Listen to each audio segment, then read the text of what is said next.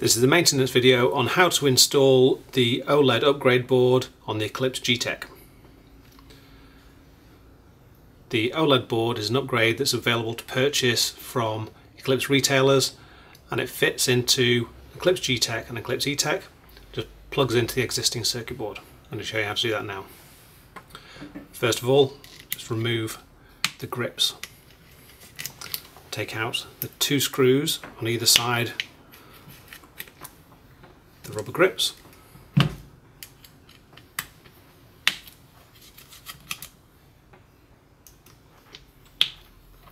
And then just remove those from the frame.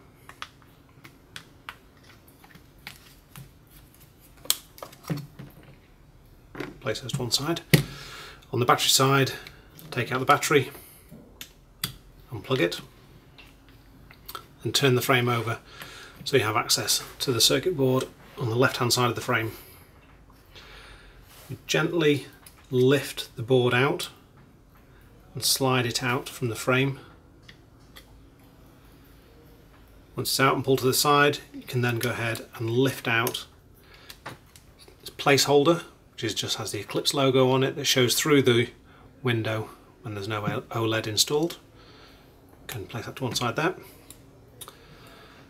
While we have the board out of the frame here, it's worth noting that inside here is the back of the push button. The push button obviously protrudes onto the inside of the frame and acts on the push button on the circuit board. When we reinstall the circuit board into the frame, it's very important that the push button is pushed to the outside and isn't fallen onto the inside. This will stop the circuit board sliding in and may tear the push button off the circuit board. So always make sure the push button is pushed into its out position. With the board hanging out of the frame, take your OLED upgrade and plug it into the socket on the side.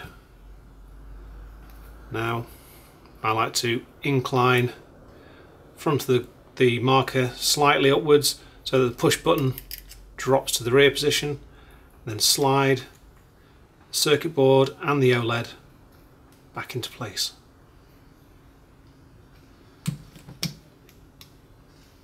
And then turn the marker over and insert battery. Now you have the battery and the circuit board and the OLED in place. You can reattach the grips.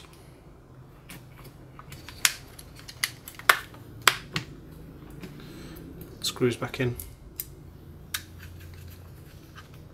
They don't need to be over tightened.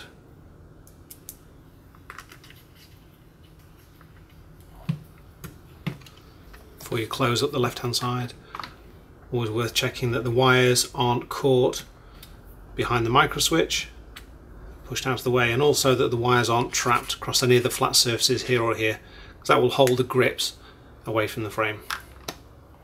Close that up. Screws back in on the left side.